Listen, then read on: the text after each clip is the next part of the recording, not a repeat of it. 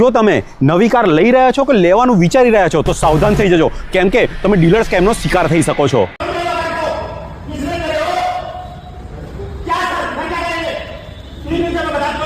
કેમ કે આ ન્યૂ કાર ડીલરશીપ સ્કેમમાં ડેમેજ, ડેન્ટ, સ્ક્રેચ અને ઓલ્ડ મેન્યુફેક્ચરિંગ વાળી કારોને રીફર્બિશ કરી તમને પહેરાવી દેવામાં આવે છે.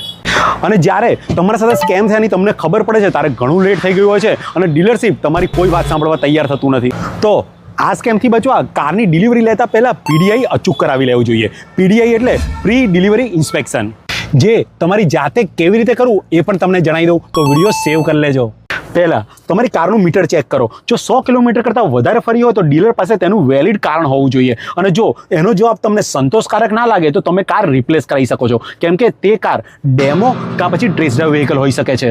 પછી તમારે તમારા કારની મેન્યુફેક્ચરિંગ ડેટ ચેક કરવાની છે, જે તમને તમારા ડીલર પાસેથી મળી જશે. ક્યાં પછી અમુક કારની અંદર આ રીતની પ્લેટ દરવાજામાં કાં પછી બોનેટની અંદર લાગેલી હોય છે, એમાં બધી માહિતી મળી જશે.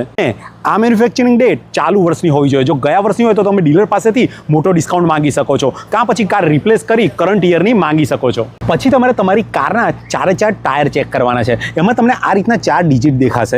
એની અંદર આગળના જે 2 ડિજિટ છે એ તમને વીક દર્શાવે છે અને પાછળના જે 2 ડિજિટ છે એ તમને ઈયર દર્શાવે છે.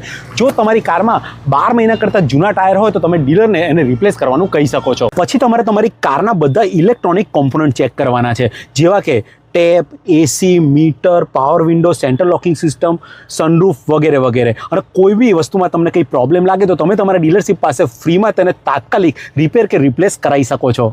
પછી તમારી કારના બધા બોડી પાર્ટ ચેક કરો. એની અંદર કોઈ જાતનો સ્ક્રેચ, ડેન્ટ, કોઈ પેનલ ગેપ કે કોઈ પીસની અંદર કલર વેરિએશન આવે તો તમારા ડીલરશીપ પાસે તેને ફિક્સ કરાવો. અને જો એ સોલ્વ ના થાય તો કાર રિપ્લેસ કરાવો. Last but not the least, કારનું બોનેટ ખોલી એન્જિન કેબિન ચેક કરો, જેવું કે battery, electronic parts, engine parts વગેરે. કેમ કે એકવાર કારની ડિલિવરી લઈ લીધા પછી તો ખાલી સર્વિસ સ્ટેશનના ધક્કા જ ખાવા પડશે. તો આ વિડીયો તમારા ફ્રેન્ડ્સ અને ફેમિલીમાં શેર કરી દો, જેથી આ સ્કેમથી તે બચી શકે. અને જો પીડીઆઈનું આખું ચેકલિસ્ટ જોઈતું હોય તો મને કોમેન્ટમાં પીડીઆઈ લખીને મોકલો. Good day.